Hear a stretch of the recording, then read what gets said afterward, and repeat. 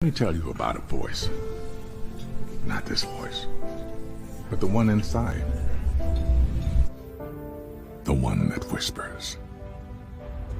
It tells me what's right and what's not, when to leave and where to go. It's not Shakespeare. It does not speak in memorable lines. My inner voice always gives it to me straight. Tells me who my real friends are, when to say yes, when to say no, whether the person sitting next to me is the one I'll be spending the rest of my life with, or not. Sometimes that voice is crystal clear.